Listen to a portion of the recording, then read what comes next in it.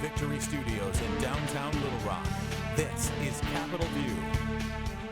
Welcome to Capitol View. I'm your host, Roby Brock. Thank you for joining us. Joining me today, Arkansas Attorney General Tim Griffin. Always good to visit with him. Thanks for being here. Great to see you, Roby. You haven't aged a bit. Since 1986. You've got a little lighter hair than you had back then. Lighter in color and lighter in quantity. In thinness there. Yes. All right.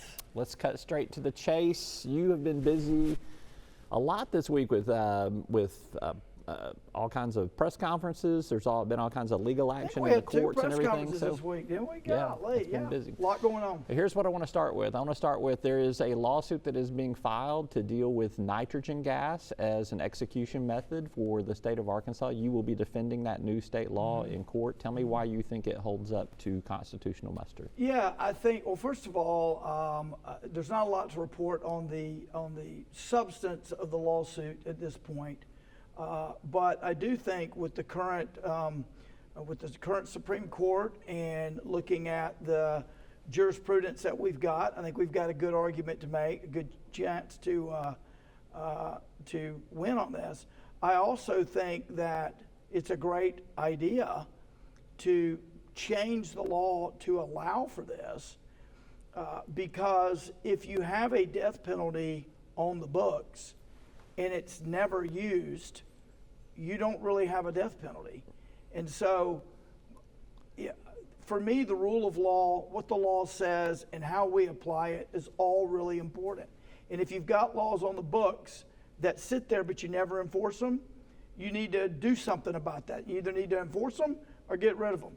In this case, we need another option. And for years, I've been watching every state around us find a path. And I was like, and I think the governor would agree with this. We've got to have, we see what they're doing. We got to have another path. Mm-hmm. And so my office was very involved. I would say we wrote the bill. I would say that we were very, very, very involved. I know some others had input, but I believe in this. If we're going to have it on the books, let's use it. Let's enforce it. And but I think we'll win on it. All right. Another case that will be on appeal is a court ruling dealing with the 10 Commandments in Arkansas classrooms. I think there needs to be a little bit of clarification. There's just 4 school districts affected by this. Explain that a little bit. Yeah, well, only 4. The judge's order only deals with 4. Right. Fayetteville, that's where the plaintiffs came from. Yeah, the plaintiffs. This is a very live case. We plan to appeal the injunction, and so I really can't get into the specifics.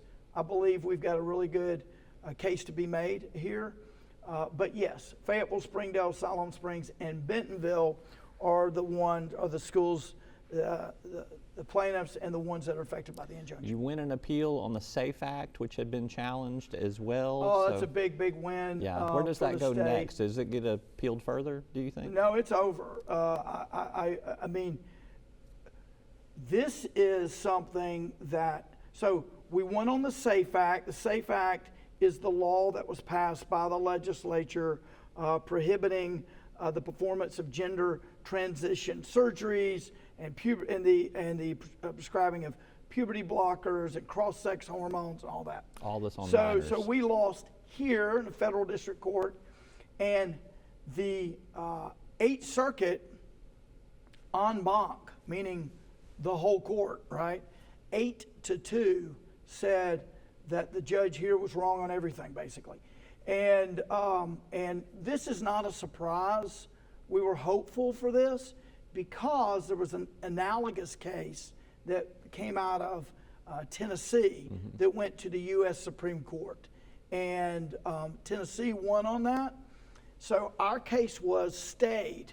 Even though ours started moving before theirs, at some point in the line, the Tennessee case passed us and made it to the Supreme Court first. So our case at the 8th Circuit Court of Appeals, the federal Court of Appeals, was frozen.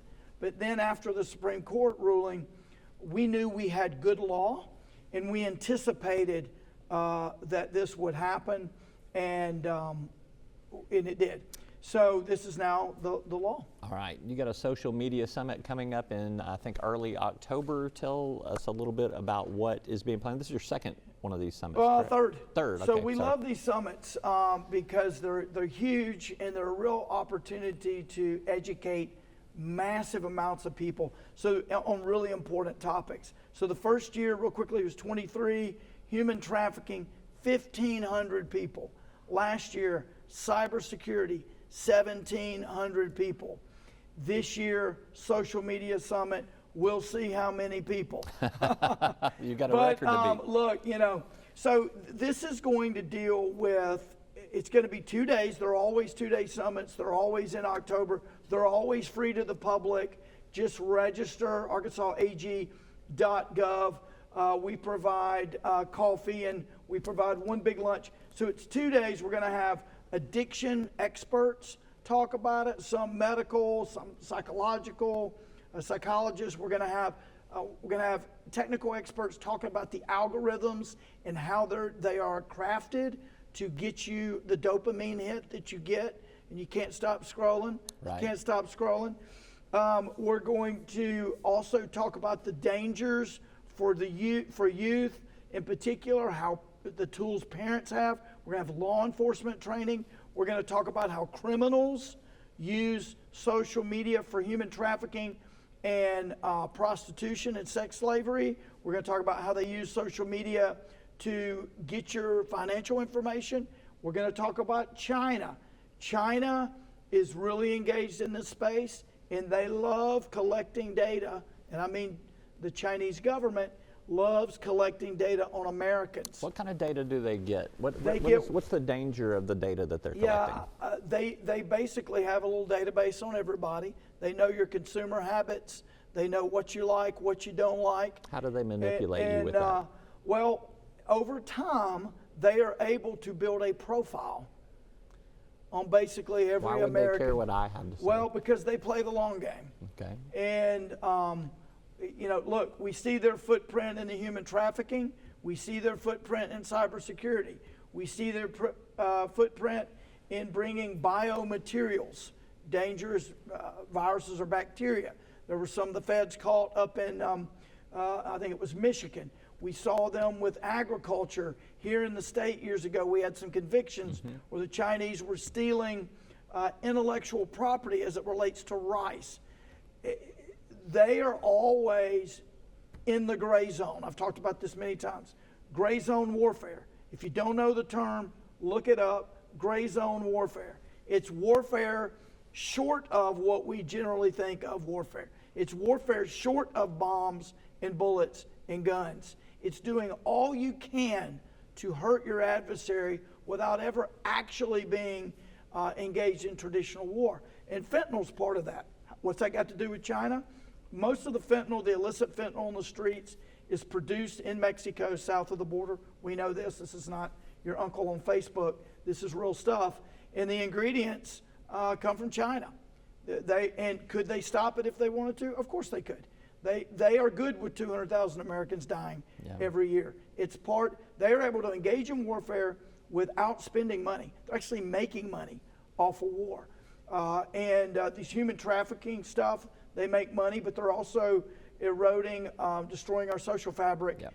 And if you're willing to traffic humans, you're probably up to a lot of other no good, drug trafficking, thievery, robbery, even murder in some cases. So people need to know this is going on. We're basically out of time, but you guys had a big high-profile human trafficking bust this past week too. Huge, so and we're going to keep doing congratulations on that. Thank you. We're just pulling this string, and let me tell you, where it's leading us is scary. Yeah.